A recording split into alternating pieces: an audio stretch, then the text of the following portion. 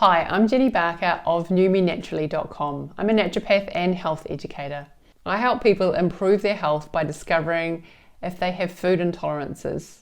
I believe that removing food intolerances from your diet is one of the most powerful ways that you can improve your health. Okay, so today's topic.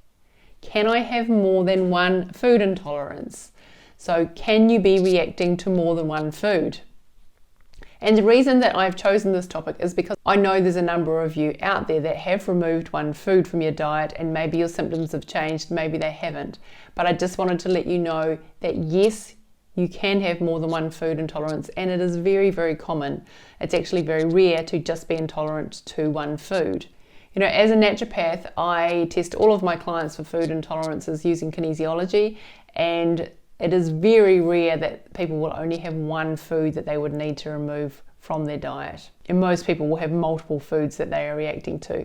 And there are two main factors that I believe are causing this to happen. So I think poor gut health is contributing to why we're having multiple food intolerances, as well as the quality of our food. So when I say poor gut health, in your small and large intestines, you've got bacteria and fungi and viruses in there, and sometimes they can get out of balance. So you can get too many of the bad ones, and that kills off some of the good ones, which are really important for our health.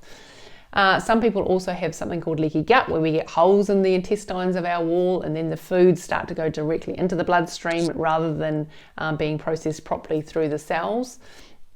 Food intolerances themselves cause inflammation in the gut. And so if you have poor health, then you're probably not digesting your food properly, and you've probably got food intolerances.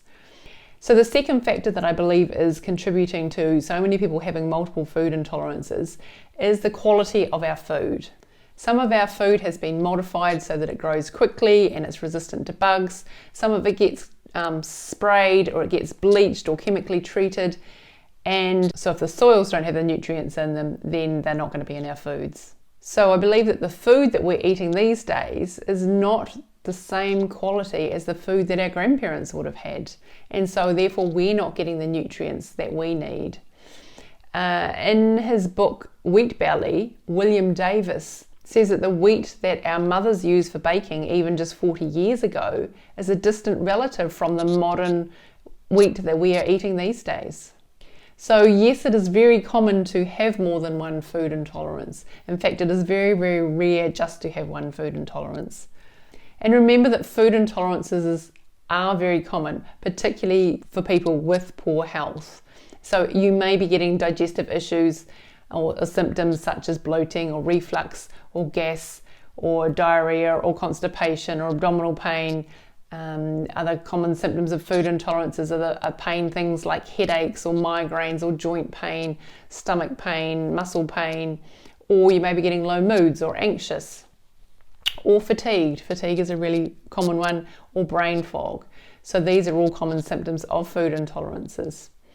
So what I would recommend, if you would like to trial removing one food, have a look at the video that I did on food intolerances, where do I start? And so you'll find that on our blog page, on our website, www.newmenaturally.com. Just type in the search bar, where do I start? But I'll also pop a link to that video below. And in that video, I'll talk to you about removing gluten, because that is the most common food to cause symptoms. So that will be the first food that you would look at removing. And I will go through and show you some of the products that I use for a gluten-free diet myself, because I'm gluten-free. So have a look at that video, and that will give you somewhere to start. So I hope this has been helpful. If you've got any questions or comment, please post them below. Otherwise, I will see you next week. Bye for now.